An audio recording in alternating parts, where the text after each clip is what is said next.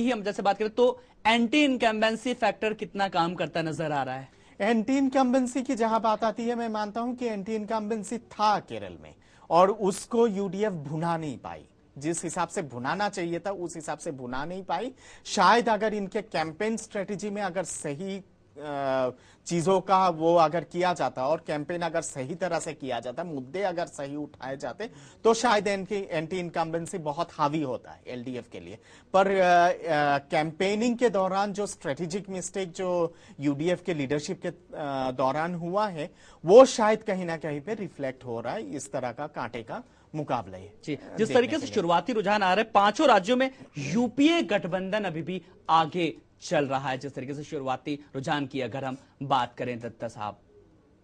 हाँ, बिल्कुल सही बात है। मतलब लग तो रहा है कि यूपीए गठबंधन आगे है, पर जैसे मैंने कहा कि अब एकदम बिल्कुल शुरुआती है, तो इसलिए एक अनुमान लगा लेना उचित नहीं होगा। मैं मानता हूं कि बंगाल के परिप्रेक्ष्य में तो लगभग साफ है कि किस दिशा में लहर है, पर जहां बाकी दो जो दक्षिण के जो दो राज्य है, तमिलनाडु और केरल और पुदुचेरी, वहां पे थोड़ा सा मतलब एक स्वीपिंग वो देना कि यूपीए एकदम बिल्कुल मतलब एक तरफा है यूपीए के लिए, वो कहना उचित नहीं होगा। क्योंकि तमिलनाडु में भी कांटे का मुकाबला है जयललिता और करुणानिधि के बीच, और केरल में भी वो चीज दिखाई दे रहा है यूडीएफ और एलडीएफ के बीच में। और पुदुचेरी हमेशा रिफ्लेक्ट हुआ है, तमिलनाडु में जो चीज होता है राजनीति में वो हमेशा उसका रिफ्लेक्शन पौंडीचेरी में दिखा गया है।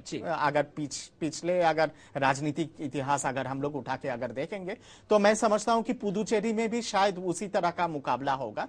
जहां असम की बात आती है, असम में मैं बिल्कुल मानता हूं कि कांग्रेस का अपर हैंड है और कांग्रेस शायद एक सिंपल मेजोरिटी छू लेगी, या तो फिर शायद 3-4 सीट सिंपल मेजोरिटी से कम हो सकता है। जी बिल्कुल, कांग्रेस इस तरीके से 5 सीटों पर अभी भी आगे चल रही, क्या लग रहा है कि सिंगल मेजॉरिटी में आ सकती है वहां पर? आ सकती है असम में आ सकती है, सिंपल मेजोरिटी में आ सकती है, या तो फिर अगर थोड़ा सा अगर चूक होगा तो शायद 3-4 सीट 5 सीट का कम हो सकता है, 19-20 का फर्क हो सकता है। पर असम में लग रहा है कि क्या आपके मतलब कांग्रेस की सरकार बनेगी, और उसके पीछे कारण ये भी है कि विपक्ष वहां पे बटा हुआ है। जी अगर एजीपी बीजेपी की गठबंधन अगर हो जाती और अगर ये लोग गठबंधन के हिसाब से अगर लड़ते, तो शायद कांटे का मुकाबला होता कांग्रेस के लिए, और कांग्रेस के लिए शायद वो गठबंधन काफी भारी पड़ता। पर क्योंकि विपक्ष बिल्कुल एकदम डिवाइडेड है और एंटी इनकम्बेंसी है, असम में भ्रष्टाचार भी बहुत चरम सीमा पे है, भ्रष्टाचार का बहुत सारा आरोप भी लगा है वहां के प्रदेश के सरकार के ऊपर। पर उसके बाद भी अगर प्रदेश की सरकार के लिए या फिर एग्जिस्टिंग अलायंस के लिए अगर अपर हैंड अगर असम में दिखाई दे रहा है, तो मैं मानता हूं कि शुरुआती समीक्षा अगर करूं तो शायद डिवीजन ऑफ ऑपोजिशन वोट जिसके चलते ये परिणाम असम में दिखाई दे रहा है। पर हाँ, ये जरूर है कि शायद कांग्रेस की सरकार वहां पे बनेगी असम में, या तो फिर अगर त्रिशंकु विधानसभा की असर अगर होता है तो हो सकता है कि 4-5 सीट। असम के परिप्रेक्ष्य में थोड़ा त्रिशंकु का कम ही नजर आ रहा है, क्योंकि जिस तरीके से कांग्रेस लगातार लीड कर रही है, 1 मेजॉरिटी में आ सकती है कांग्रेस। दत्ता साहब, बहुत सारा आपके पास अनुभव है, एक सवाल आपके अनुभव से शेयर करना चाहेंगे कि ओवरऑल जिस तरीके से जो 5 राज्यों में जो चुनाव हुआ है, मुद्दों की अगर बात करें तो एक कॉमन मुद्दा सबसे ज्यादा 5 राज्यों में कौन सा था?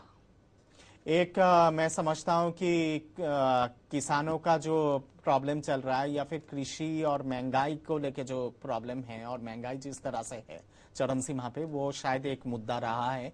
इसके साथ साथ बेरोजगारी एक बहुत बड़ा मुद्दा है। फिर उसके साथ साथ मजबूत जो गठबंधन केंद्र में, जिसका मतलब एक बहुत ज्यादा इंपॉर्टेंट रोल होता है प्रदेश के राजनीति में, तो वो भी एक मुद्दा कहीं ना कहीं पे है। क्योंकि अक्सर देखा गया है कि जनता उस सरकार को चुनना चाहती है जिसका मतलब कि केंद्र में भी सरकार हो, तो नेचुरल है कि वो एक अपर हैंड तो मिलता है उस गठबंधन को जिसकी सरकार केंद्र में हो। और उसके साथ साथ मैं मानता हूं कि भ्रष्टाचार बेशक एक बहुत बड़ा मुद्दा रहा है और आम एक अहम मुद्दा रहा है। पर थोड़ा सा जो चौंकाने वाली जो लग रहा है वो है कि तमिलनाडु का नतीजा, क्योंकि भ्रष्टाचार का तमाम जितने सारे आरोप या फिर जितने सारे सबसे बड़ा जो घोटाला है वो 2G स्कैम है, और डीएमके के ऊपर जिस तरह का लगातार आरोप पे आरोप लगा है भ्रष्टाचार को लेके, मैं तो थोड़ा सा हैरान हो गया हूं कि तमिलनाडु में इस तरह का नतीजा कैसे दिखाई दे रहा है। क्योंकि भ्रष्टाचार अगर अगर एकदम डी फैक्टर अगर होता तो शायद डीएमके का तो सुपरा साफ हो चुका होता जी वहां पे। बिल्कुल। और तमिलनाडु के बारे में दत्ता साहब एक विडंबना ये भी है कि एक तरफ जो 2G स्पेक्ट्रम घोटाला और दूसरी तरफ जयललिता के बारे में, वो भी कोई घोटालों से कम नहीं है। बड़े घोटाले में तो लोगों के पास क्या लग रहा है, कुछ और अल्टरनेट नहीं रहा था। नहीं रहा है, क्योंकि जयललिता को तो क्वीन ऑफ करप्शन कहा जाता बिल्कुल है। बिल्कुल, क्योंकि करप्शन की जहां बात आती है, सबसे बड़ा करप्शन का स्कैंडल अगर सबसे पहले अगर सामने आया था किसी प्रदेश की सरकार के, तो वो जयललिता का था। तो शायद अंग्रेजी में एक कहावत है, choice between the devil and the deep sea. तो शायद जनता के लिए लगा कि डेविल या फिर डीप सी के बीच में जब चुनना ही है, डीप सी को ही चुने वो, क्योंकि डीप सी की जो सरकार है वो शायद केंद्र में भी है, तो भ्रष्टाचार तो दोनों ही तो भ्रष्ट है, दोनों ही गठबंधन। और बिल्कुल, और एक जनता के दिल में एक ये भी बात हो सकती है कि शायद उस घोटाले को वो थोड़ा भूल भी गई हो, थोड़ा कि और कोई विकल्प भी नहीं था, विकल्प भी नहीं था। और दूसरी बात है कि शायद तमिलनाडु का पॉलिटिक्स, लोकल पॉलिटिक्स और लोकल फैक्टर तो काम आता है बेशक, और वो द्राविडियन वाला पॉलिटिक्स तो है ही वहां पे, पर उसके साथ साथ हमेशा जनता उस चीज को भी देखती है कि दोनों द्राविडियन पार्टी में से किसकी मतलब कि ज्यादा लिवरेज दिल्ली में है चीजों को पाने के लिए, और मतलब ये इकोनॉमिक पैकेज, आर्थिक पैकेज के लिए, तो वो सब चीजें हैं। तो केंद्र में जिसकी सरकार होती है और दोनों द्राविडियन पार्टी में से कोई ना कोई हमेशा केंद्र में गठबंधन में रहती है। तो शायद ये एक कारण है जिसके चलते जनता को लगा हो कि दोनों ही तो भ्रष्ट है, दोनों पार्टी ही भ्रष्ट है, और दोनों पार्टी के जो नेता है दोनों के दोनों ही भ्रष्ट है। तो इस पे ये हो सकता है कि केंद्र में किसका ज्यादा वो मतलब लीवरेज है, और जिसका ज्यादा वो है मतलब कि मजबूती है केंद्र में, तो शायद उस अलायंस को जनता ने प्रेफर किया होगा। जी 2G